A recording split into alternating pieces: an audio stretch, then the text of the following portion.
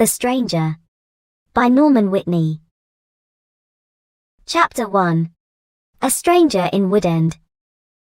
On Saturday the 31st of October 1964, a man arrived in the village. It was late in the evening. He was looking for somewhere to stay the night. He knocked at a door, and a woman opened it. "Good evening, madam," the man said. "I'm sorry it's so late, but can you help me, please? Is there a hotel in this village? I want to stay here tonight." The woman laughed. "A hotel? Here in Woodend? No, sir, I'm afraid there isn't." "What a pity," said the man. "I'm a stranger here, and I want to see your village tomorrow." The stranger was very polite. He was tall and had dark hair, and he had strange green eyes. "Perhaps Mrs. Harrison can help you," the woman said. "She has a room. Perhaps you can stay with her. Wait a minute, I'll get my coat and I'll take you there." The woman took the stranger to Mrs. Harrison's house. Mrs. Harrison gave him a room for the night. He was very glad. It was the last night of October, and it was cold. The next day was Sunday. The man looked round the village. He was very interested in the history of the village. He met some of the villagers and asked them their names. But he did not visit the church. That was unusual. The church in Woodend was the most beautiful building in the village. But the stranger was not interested in it. He did not go to church that night with all the villagers. It was the first Sunday evening of November. When the villagers came out of the church, the man had gone. They had all liked him. The ladies had thought he was very good-looking. A few weeks later he came back. It was the first Sunday in December. The villagers were coming out of church. It was cold and dark. "Hello," he said. "I'm back again. It's nice to see you all once more." His next words surprised everyone. "Perhaps you can help me," he said. "I'm looking for a house. I want to buy a house here." "Here?" someone said. "But why here? There's no work in Woodend for a young man. All the young people leave the village. They find work in Lydney, the nearest town." "I'll get a job somewhere," the stranger said. "Perhaps in Lydney." Then one of the villagers told him about old Mr. Smith's house. Mr. Smith had died in the summer. His house was empty. It was for sale. The house was on the corner of Main Street and Church Lane. "I'll ask about the house tomorrow," said the young man. "Perhaps I'll be lucky. Goodbye. I'll see you soon." The villagers watched him leave. They all saw his car. It was very big and luxurious. He looked rich.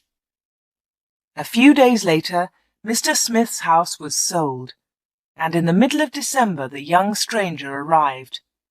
He moved into the house and worked very hard. He fixed the roof. He repaired broken windows. He painted and decorated. He changed the whole house. But there was a big surprise for the villagers. On the morning of Monday, the 21st of December, they saw a big sign on the front of the house, and on the sign were these words: "The Corner Shop, Proprietor Dave Slayton." Chapter 2. The Village Meeting. The villagers could not believe it. A shop in Woodend. Everybody talked about it. There was once a shop in Woodend, but it had closed 20 years ago. Some people wanted the shop, but others did not. The villagers met in the evening in the village hall. Everybody was there. Everybody was interested in the new shop. "The corner shop is a good idea," someone said. "We need a village shop. We won't need to go to Lydney." Then Mrs. Harrison spoke. She liked the stranger, Dave Slayton. "I agree," she said. "A village shop is a good idea. It's too quiet here. Woodend needs a shop. Nonsense, said Miss Brown. She was the village schoolteacher. Lydney is not far away. There are lots of shops there. Soon everybody was shouting. Then Mr. Hart spoke. He was a very big man with a loud voice. Listen, everybody, he shouted. We've never had trouble in this village before. We've always been quiet and happy. Now this shop is causing trouble. Let Mr. Slayton speak, someone said. It's his shop. Let him speak. Ladies and gentlemen, said Dave Slayton, I don't want to cause any trouble. I'm still a stranger in your village. But I want to be one of you. I want to be your friend. I like the people of Woodend. He smiled, and a few people clapped. They liked him. The corner shop will sell lots of things, he went on. It will sell food and things for the house. Everything will be cheap, I promise. Everybody was listening carefully. And I have another idea, he continued. I'll sell village products. What do you mean by village products? Asked Miss Brown. I'll tell you, Miss Brown, he said. I know that you make beautiful bread and cakes. Miss Brown smiled. Yes, she did make bread and cakes. Everyone knew that. And you, Mr. Hart, I've seen your flowers. You grow beautiful flowers. Now Mr. Hart smiled. Yes, his flowers were beautiful. Everyone knew about them. And Mr. Everett makes pots, someone said. And Mrs. Davis makes dolls, said another voice. And I do paintings of the village, said old Miss Lucy Gray. Yes, said Dave, you can all do something. You villagers are clever. You make lots of things. We can sell them to the tourists. In the summer, Woodend can make a lot of money. But what about the money? Said Mr. Hart. How will you pay us? That's a good question, said Dave. And here's the answer. You'll bring your things to me, and I'll sell them for you. I'll keep some of the profit. You'll have the rest. What a good idea, said Miss Brown. Yes, I agree, said Mr. Hart. All the villagers agreed. Everyone in the village was happy with Dave Slayton's plan. The corner shop opened on Monday the 4th of January 1965. Soon the shop was busy, and Dave needed an assistant. The new assistant in the corner shop was Anna. She started work in late January.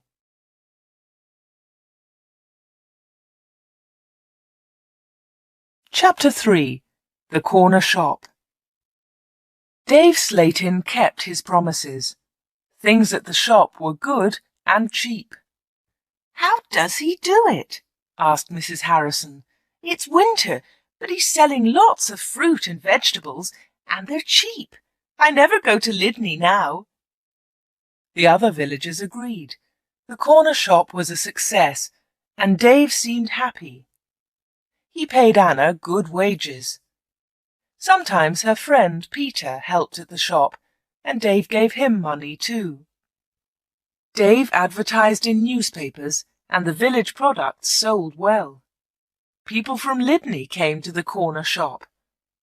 There were lots of visitors, and Woodend became more interesting. The villagers were surprised, but pleased. They were making a lot of money. Dave lived alone in a flat above the shop. He was very popular in the village, but no one ever went to his flat. No one ever saw inside it. At the bottom of the stairs there were 2 doors. One led into the stockroom. The other door had a notice on it. Special orders only. Keep out. The door was always locked. Anna never went into the special orders room. Why do you lock that room, Dave? Anna asked one day. What's in there? It's for special orders, he replied. Big orders. But you won't get any big orders in Wood End, said Anna. Dave said nothing. He did not want to talk about that room.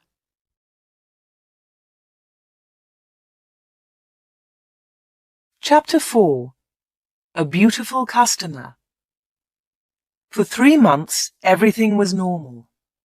Then, one day in April, an unusual customer came into the shop.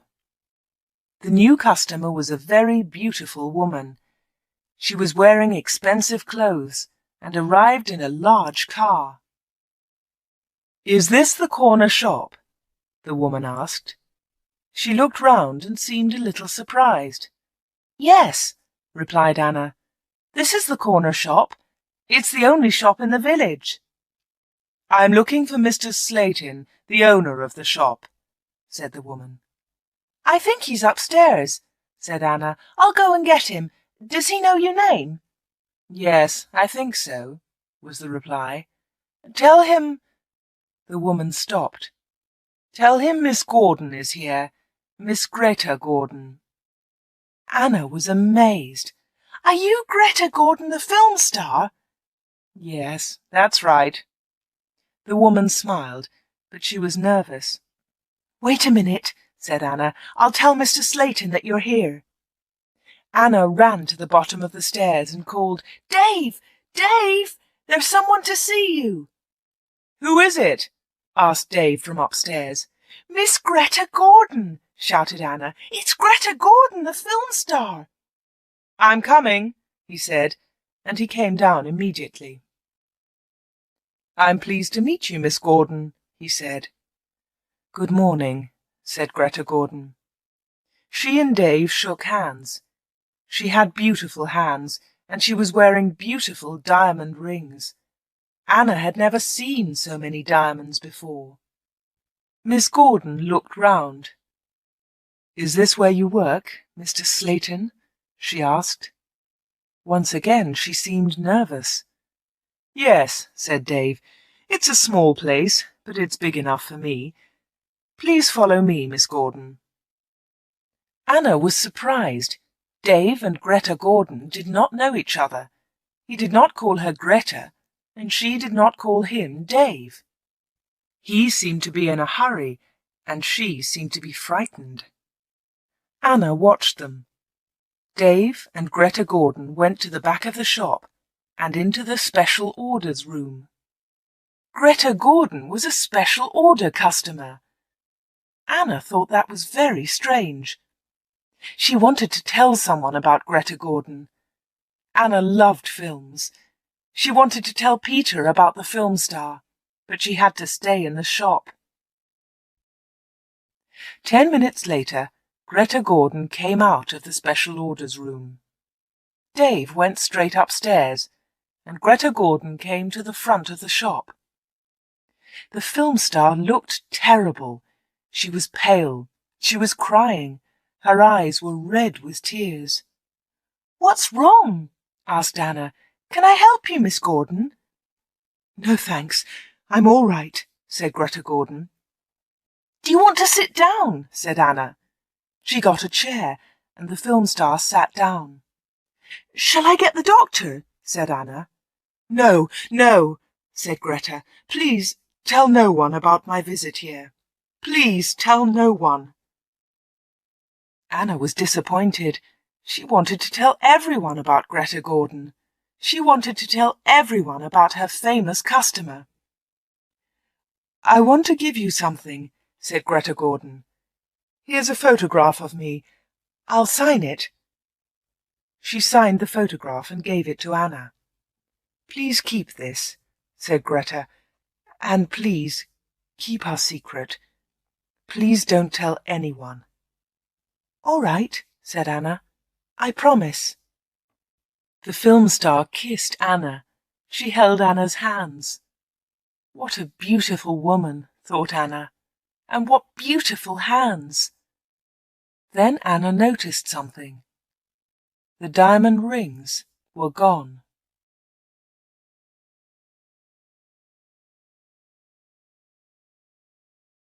Chapter 5. A page in film news. Dave never talked about Greta Gordon. He never talked about her visit to the corner shop. One day, Anna asked him about the film star. "How do you know Greta Gordon?" said Anna. "Is she a friend of yours?" "I don't want to talk about her," Dave replied. "She was a special order customer. Don't ask any more questions about her, Anna." So Anna did not ask any more questions. She did not ask about Greta Gordon's special order, and she did not ask about the rings. Anna kept her promise. She never told anyone about the film star. Soon it was spring.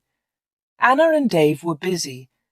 Mr. Hart brought lots of flowers to the corner shop, and Anna sold them to the tourists. There were lots of tourists that year. In May, Peter asked Anna to marry him. She said yes. They became engaged. They planned to get married in the following year. Now they needed money, so they worked hard and they saved. They were very much in love. On Saturdays, Peter played football or cricket, and Anna often went to the cinema in Lydney. He enjoyed sports, and she loved watching films. One day, Anna was reading Film News. This was a magazine about film stars. She turned the pages. There was a picture of Greta Gordon. Anna was pleased. What a surprise! Beautiful Woman was going to be a big film, and now Greta Gordon had the star part. Anna wanted to tell Peter about Greta, but she kept her promise. She did not tell anyone. But she did show Film News to Dave Slayton.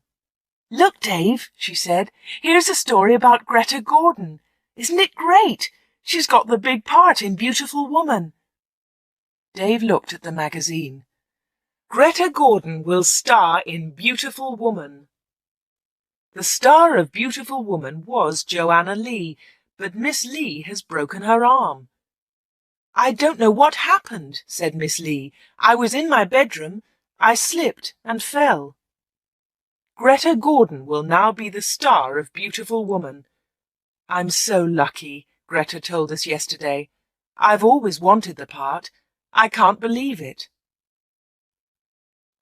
"I don't know anything about films," he said. "Is Greta Gordon a big star?" Anna laughed. "Big star? Yes, she is. She's terrific." Dave didn't seem interested. "I hope she's happy with her big part," was all he said.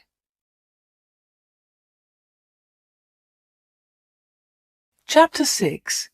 A Quick Kiss. Summer tourists were arriving in Wood End. The weather was beautiful and the shop was doing well. But Anna was not very happy. She often thought about Greta Gordon's visit. Why had she come to see Dave? What had happened to the diamond rings on her fingers? There was another problem. Anna loved Peter, and she was going to marry him.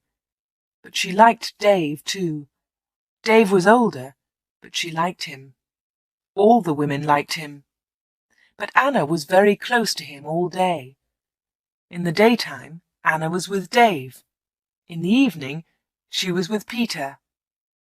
Anna was living two lives. One life was with Dave, the other life with Peter. Then one Friday, Dave surprised Anna. "What are you doing tomorrow?" he asked her. "Would you like to spend the day with me? We can go anywhere you like. We can go in my car."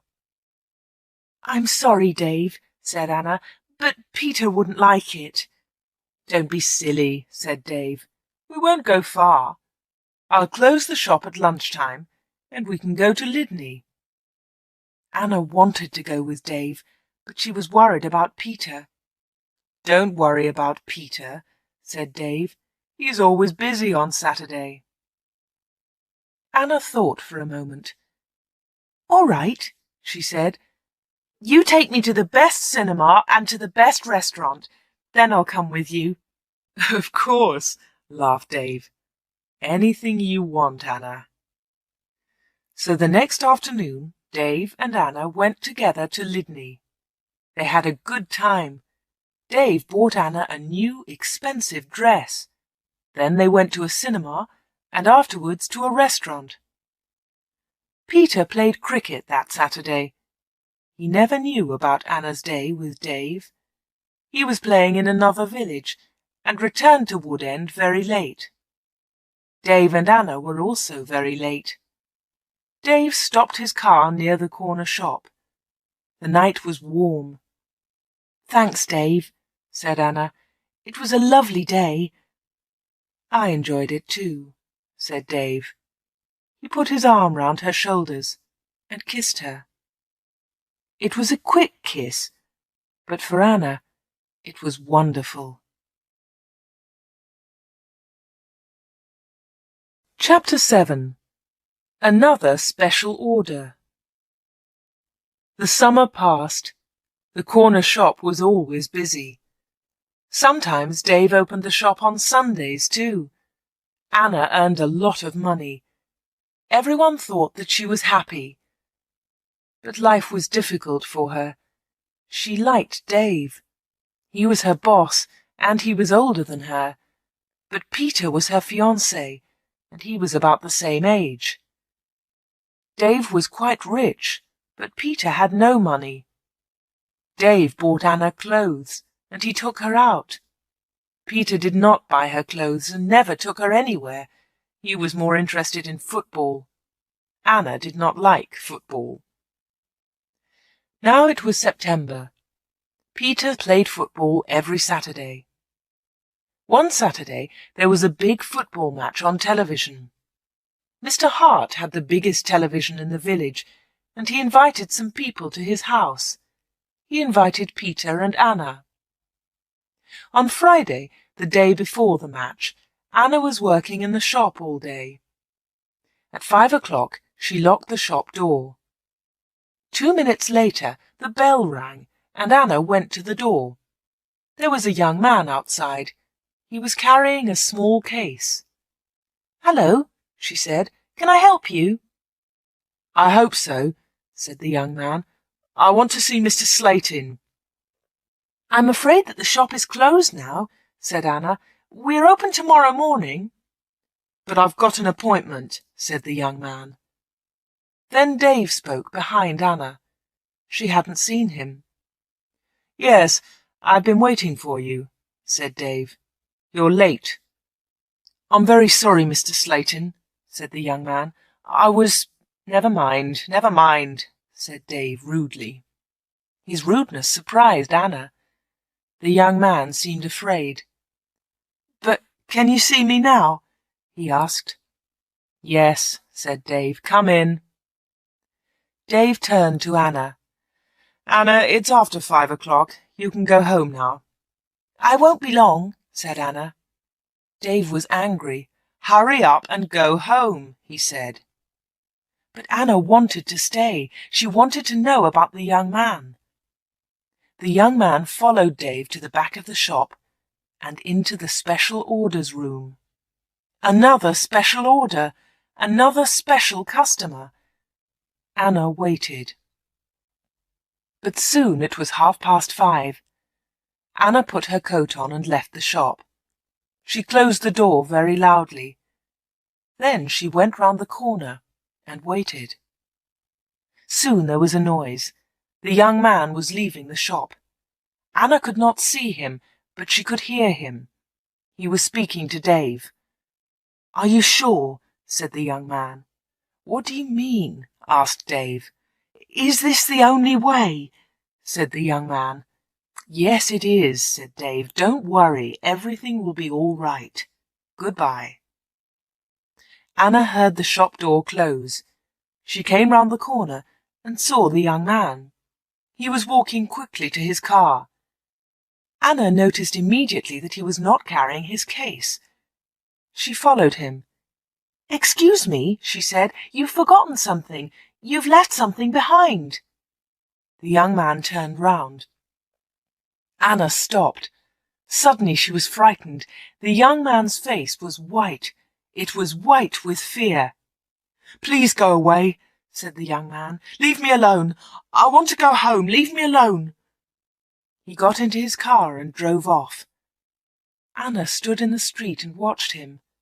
She was thinking, why had the young man come to the corner shop? What was his special order? And why had he left his small case with Dave Slayton? Chapter 8. The Football Match.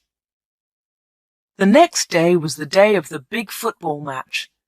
Mr. Hart had invited about 10 people. Anna did not watch the game. She was helping Mrs. Hart in the kitchen. They were making tea. It was a good game, and everyone was enjoying it. At half-time, Peter went into the kitchen. "Why don't you come and watch the match, Anna?" he said. "It's really good. Come on." Anna laughed. "No, thanks," she said. "I'm helping Mrs. Hart. Look, here's the tea. Can you take it in to the others?" "Okay," said Peter. "It's a terrific match. Mike Bailey scored a great goal." Peter took the tea into the sitting room, and the second half of the match started. The second half was very exciting. Mike Bailey scored another goal after 20 minutes. The score was 2-0. Then the other side scored 2 quick goals. It was 2-2. There were only 5 minutes of the match left. "Come on!" shouted Peter. "Come on, Mike, let's have another goal!" In the last seconds of the match, Mike Bailey scored the winner. It was his 3rd goal of the match. But something was wrong. The other team's goalkeeper was injured. Bailey had been very near the goalkeeper, and he had kicked the ball very hard. The ball had hit the goalkeeper's neck. Mrs. Hart and Anna came in from the kitchen. "What's happened?" said Anna. "What's wrong?" "It's Brian Thomas, the goalkeeper," said Peter. "He's injured." It was serious. The goalkeeper had broken his neck. Later they all watched the news on TV. They saw pictures of Mike Bailey's 3rd goal. It was a great goal. They saw the ball hit the goalkeeper. It was an accident. The TV announcer said, "And now over to our sports studio for an interview with Mike Bailey." They all watched the interview. The TV showed a picture of Mike Bailey and the interviewer. "Mike," said the interviewer, 3 goals in 1 match. How do you feel about that?" But Mike Bailey said nothing. He could not speak. He tried to speak, but he could not. It was terrible. The interviewer tried another question. "Let me ask you about the 3rd goal, Mike. It was a great goal, but how do you feel about the injury to Brian Thomas?" It was a silly question. The injured goalkeeper would never play football again. Mike Bailey said nothing. He looked very ill. When the interview ended, Mr. Hart turned off the TV. No one noticed that Anna had left the room. Mike Bailey had looked frightened. Anna was frightened too. Mike Bailey and Anna had met before, the day before, at the corner shop.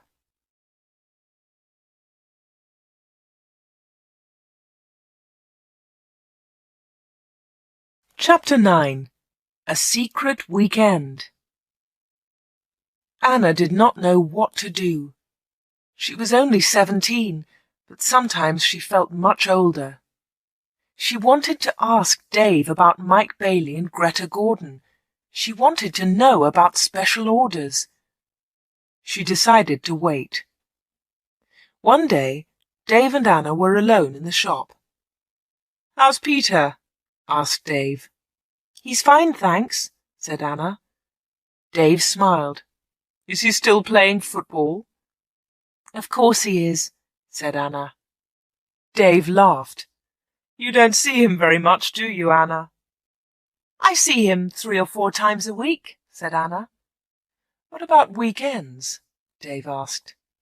Anna replied quickly, "I don't see him much at weekends. He plays football then." "When are you getting married?" asked Dave. "I don't know," she replied. "We haven't decided yet. Perhaps next year. That's a long time. Dave smiled at Anna. Anna felt afraid. She also felt excited. She didn't know why. Sometimes you're bored, Anna, aren't you? Said Dave. He looked into her eyes. Yes, said Anna, that's true. Why don't you come away with me for a weekend? Said Dave. We can go to London. A weekend in London? Anna had only been to London once for a day. Anna was excited, but she was also afraid. I don't know, she said. I must think of Peter. Oh, forget him, said Dave. He'll never know. Come with me and we'll go to the best shops. We'll go to the best cinema. Will you come with me? Anna said nothing. Suddenly she had an idea. She looked at Dave. Perhaps I'll come with you, she said. Good, said Dave. That's great. But first, said Anna, I want to ask you something. What do you want to know? He said quietly. I want to know about your special orders. Very clever, said Dave. You're a village girl, but you're very clever, Anna. Village girls aren't stupid, said Anna. Now tell me about your special orders, then I'll come to London with you. Dave was angry. One question. You can ask me one question, he said. Quickly, Anna asked, Why do people come to you? Why? One question. Only one, shouted Dave. All right, said Anna, but don't shout. Tell me, why do people come to see you? Dave thought about his answer. He spoke quietly. They come for help, he said. They need help, and I sell help to them. That's all. Anna didn't understand. What sort of help? She asked. One question, shouted Dave. I've answered your question. Anna said no more. She and Dave had made an agreement. Anna had asked her question. Dave had answered it. Dave had invited Anna to London for the weekend, and Anna went with him.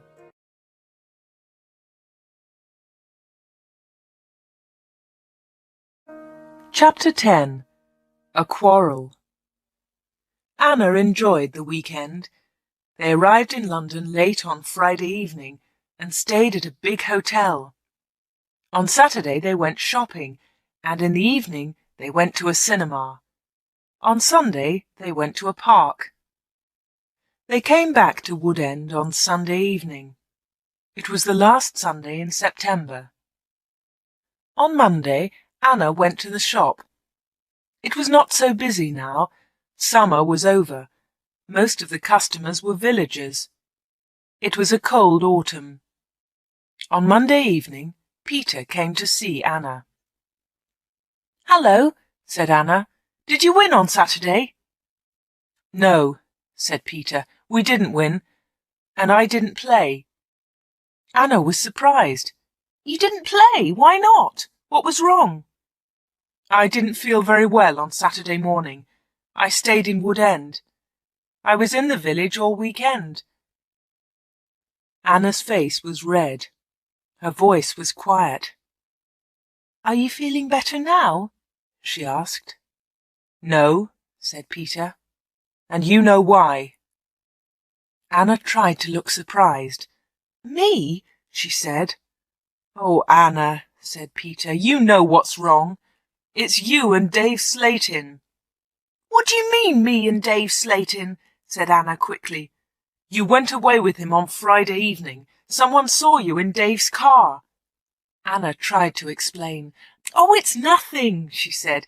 Dave and I went— Shut up, said Peter. I don't want to know, Anna. Don't talk about it. But Peter, said Anna. Peter didn't listen. I know he's got a lot of money. He can take you to places. He's from a big city. I'm a poor village boy, Anna. But you must choose. You must choose between Dave and me. You can't have both of us." "I know that, Peter," said Anna, "and I don't want both of you. But listen, Peter, I want to tell you about Dave. There's something very strange about him." "Dave, Dave, Dave," Peter shouted. "You talk about him all the time. I don't want to hear his name again." Peter turned round and walked out of the room. He left Anna's house. Now Anna was alone. She was very unhappy. She wanted to talk to Peter. She wanted to tell him about Dave. She wanted to tell him about Greta Gordon and about Mike Bailey. But Peter had left her. Chapter 11. Arthur Reisman. It was October. It was cold and wet. Anna was not very busy at the shop. She was very unhappy. She was a different girl. She seemed older. She didn't go out much. She looked ill. Most of the villagers knew that Anna had quarrelled with Peter. They also knew that she had been to London with Dave. But no one was able to help Anna. She did not talk to anyone. Before, she had been a happy, smiling girl. Now she was sad and lonely. She went to the shop every day. She was waiting for another special customer. Anna did not wait long. It was the middle of the month. Anna was alone in the shop. It was almost lunchtime. A middle-aged gentleman came in. He was a big man with a very large moustache. He was well dressed, and he was carrying a large briefcase. "Good morning, miss," he said politely. "Good morning, sir," said Anna. "Can I help you?" Anna was very polite too. She was interested in this man. "I'm looking for Mr. David Slayton," said the man. Anna smiled. "Are you a salesman?" she asked. She knew that he was not a salesman. He didn't look like a salesman, but she wanted to talk to the man. The man smiled. "Yes, I am a salesman," he said. That was not true. Anna knew that the man was lying. Then she said, "Perhaps I can help you, sir. I usually speak to the salesman." She looked at the man's case. It had the letters A-R-I-C-S printed on it. "Thank you," said the man very politely, "but I have a private appointment. I have come from London, and I must see Mr. Slayton." "I'm sorry," said Anna. "He's very busy at the moment, but I'll tell him you're here. What's your name, please?" The man smiled. "Roberts," he said. "Arthur Roberts." Anna went to the back of the shop. Dave was coming down the stairs. "There's a man in the shop," said Anna. "He wants to speak to you." "Thanks," said Dave, and he went to the front of the shop. "Good morning, Mr. Reisman," said Dave. "I'm pleased to meet you." Anna listened. Reisman! The man's name was Reisman, not Roberts. What a liar! The man did not look at Anna. "I'm pleased to meet you, Mr. Slayton," the man said. "Please come with me," said Dave. Mr. Reisman followed Dave. They went into the special orders room. A minute later, Dave came out. He came to the front of the shop. "It's lunchtime, Anna," he said. "You can go home now." "Thanks, Dave," said Anna. "I'm going in a few moments." Dave went back to the special orders room. Anna did not leave the shop. She waited. Anna wrote down the letters A-R-I-C-S. She understood A-R, Arthur Reisman, but she did not understand I-C-S. At 1:30, Anna heard noises. Mr. Reisman was leaving. Dave was talking. "Thank you, Mr. Reisman," said Dave. "And thank you," said Mr. Reisman. "You have helped me a lot." "Good," said Dave. "Goodbye, Mr. Reisman." My assistant isn't in the shop, but you can open the door. Goodbye." Dave went upstairs, and Mr. Reisman came into the front of the shop. Anna was sitting quietly in a corner. "Oh," said Mr. Reisman, "I thought you'd gone home." "No," she said. "I decided to have lunch in the shop today." Anna and Mr. Reisman looked at each other. They didn't like each other. There was silence. Anna spoke first. "Would you like to buy some bread, Mr. Roberts?" she said. "Reisman, my name is Reisman," said the man. Anna smiled. "I'm so sorry," she said. "Would you like to buy some homemade bread, Mr. Reisman?"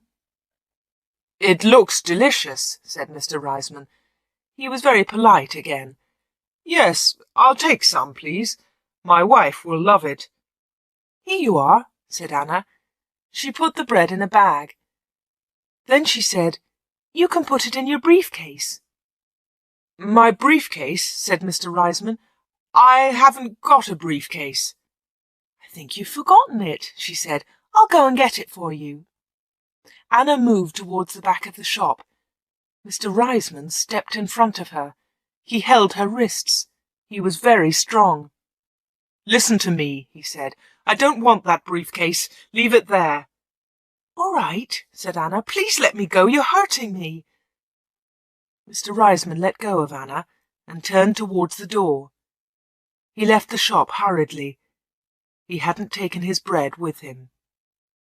Anna watched Mr. Reisman leave. Her hands were still hurting 5 minutes later.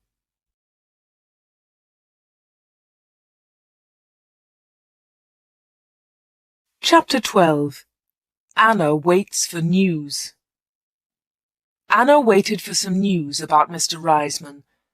She remembered Greta Gordon. The film star had visited the corner shop. Later there was news about her in a magazine. Mike Bailey had visited the corner shop too. Later there was a lot of news about him on TV. And now Mr. Reisman had visited the corner shop. Anna was waiting for some news about him. All 3 visitors had been special customers. They had all seen Dave. They had all been in the special orders room. And they had all left something with Dave. Greta Gordon had left her diamond rings. Mike Bailey had left his case. Mr. Reisman had left his briefcase. Anna wanted to find out more about the 3 special customers. She thought about Mr. Reisman. His case had the letters ARICS on it. She understood AR, but what was ICS? Perhaps Mr. Reisman was a businessman, and ICS was his company. Anna looked in the newspapers, but she didn't find anything about ICS. She read the magazines. She listened to the radio. She watched TV.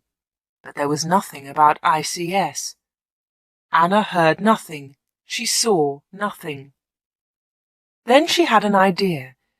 She decided to go to London and find Arthur Reisman. It was a Friday. Early in the morning she left a note for Dave. She took the note to the shop. "Dear Dave," it said, "sorry I can't come in today. I'm going to Lydney. I'm buying some things for my wedding. Anna." The note did not tell the truth, but Anna didn't care. Anna took a bus to Lydney and then caught a train to London. She got to Paddington Station at midday. She got off the train and looked for a telephone box. The telephones were near to the entrance to the station, but the boxes were all full. She stood and waited. Then Anna saw the letters ICS. There they were. They were on a huge advertisement. Anna had found the answer to her problem. International Computer Services, ICS. Perhaps that was Mr. Reisman's company. Soon one of the phone boxes was empty.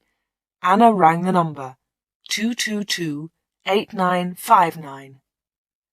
"ICS, can I help you?" said a woman's voice. "Yes, please," said Anna. "I want to speak to Mr. Reisman, Mr. Arthur Reisman. I think he works at ICS. The woman laughed. Works here? Yes, he does, she said. He's the vice chairman of the company. Wait 1 moment, please. I'll get his secretary. Then there was another woman's voice on the phone. Mr. Reisman's secretary, can I help you? Yes, please, said Anna. I'd like to speak to Mr. Reisman. Who's calling, please? Said the secretary. Mr. Reisman doesn't know my name, Anna replied. Is Mr. Reisman expecting your call? The secretary asked. No, he isn't, said Anna. I'm afraid he can't speak to you now, said the secretary. He's at a meeting now, and he's flying to Switzerland in an hour's time. But I must speak to him for a few minutes, said Anna. The secretary became annoyed. That's impossible, she said, but I can take a message. No thanks, said Anna. I'll call again next week. Will Mr. Reisman be back then?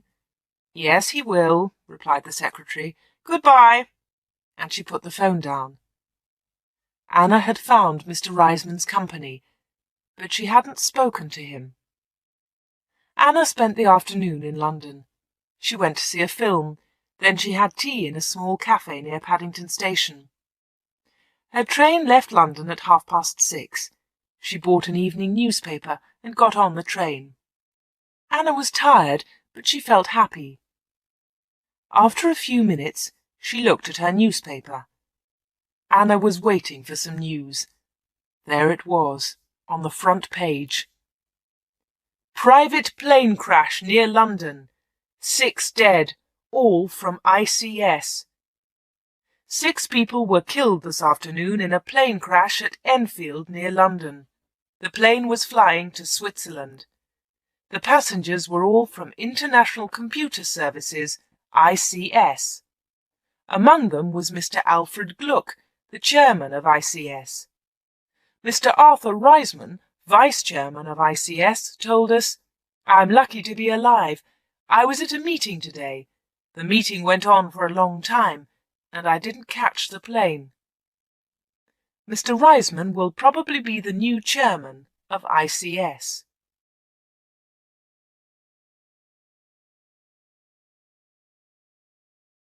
Chapter 13. The Special Orders Room.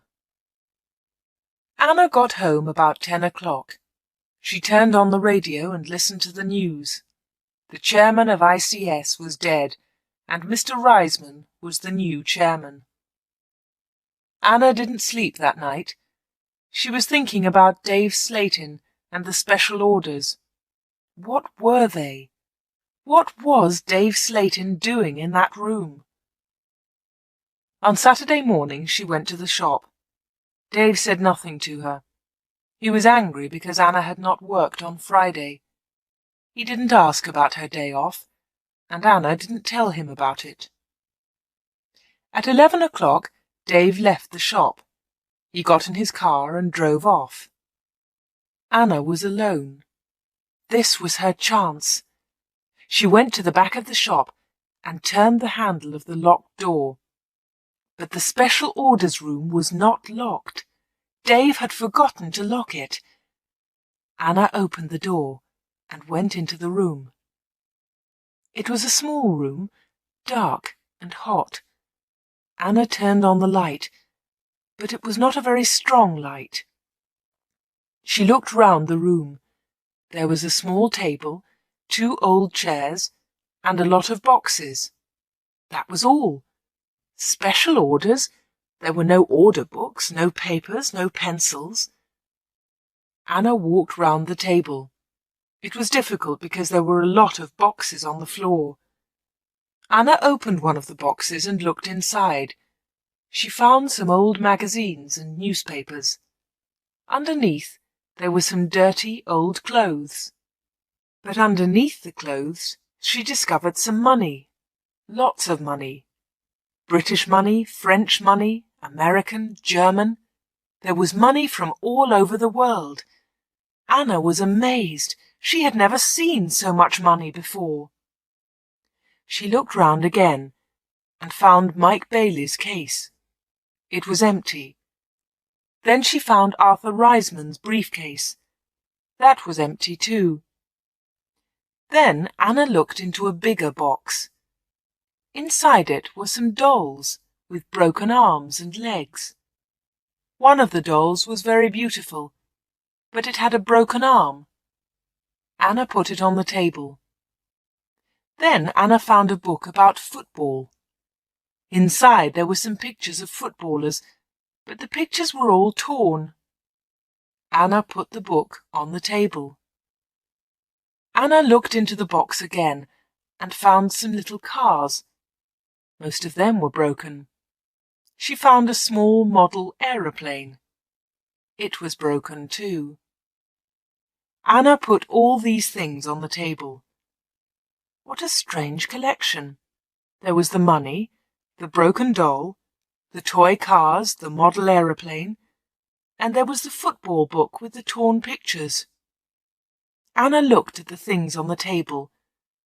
What were they for? Why did Dave Slayton keep them in this locked room? Suddenly Anna jumped. There was a noise behind her. Someone was standing at the door.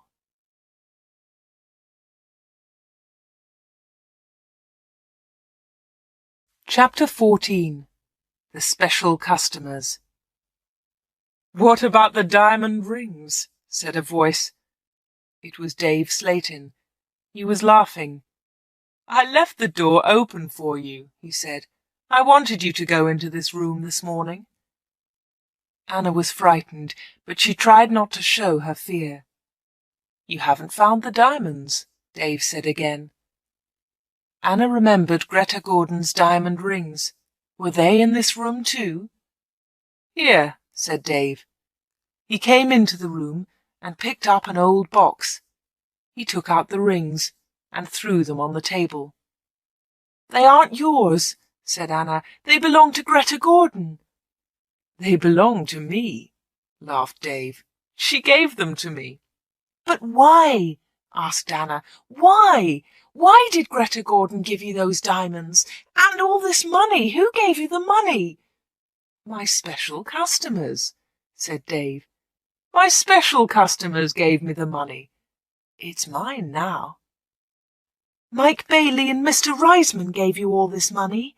asked Anna. "Yes," said Dave. "You have seen some of my special customers, not all of them." "But why do they come?" Anna asked again. "These people come to me for help," replied Dave Slayton. "I help them, and they pay me." "But how do you help them?" asked Anna. Dave Slayton picked up the beautiful doll with the broken arm.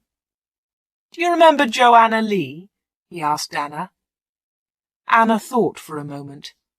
"Joanna Lee?" she said. "Yes, of course I remember her. She's the actress who broke her arm. Greta Gordon got her part." "That's right," said Dave Slayton. "This doll is Joanna Lee." Anna felt more afraid. What kind of man was Dave Slayton? Dave Slayton pointed to a torn photograph in the football book. "Who's that, Anna?" he asked. Anna remembered the face. She had seen it on TV. "Brian Thomas," she replied. "He's a goalkeeper." "He was a goalkeeper," said Dave Slayton. Anna was terribly frightened now. Dave Slayton was an evil man. Dave Slayton moved close to Anna. He picked up the broken aeroplane. "And what do you think this is?" he asked Anna. Anna knew the answer, but she was too afraid to speak. Dave Slayton took Anna's arm and held it tightly. Anna tried to move away. Dave Slayton laughed and held Anna more tightly. "Listen, Anna," he said quietly. "I want you. I need you. Marry me, Anna. Don't marry Peter. Marry me." "No, no," she cried. "Let me go! Let me go!" "But Anna, you still don't understand," said Dave Slayton. "I have strange powers. I can give you everything you want." He looked into Anna's eyes. "And my children will have these powers too," he continued. "I will give you money and diamonds, and you, Anna, you will give me children." Anna was terrified now. She kicked Dave Slayton very hard, and he let go of her hand. Anna moved quickly. She ran out of the special orders room, through the front of the shop, and out onto the street. She ran all the way home.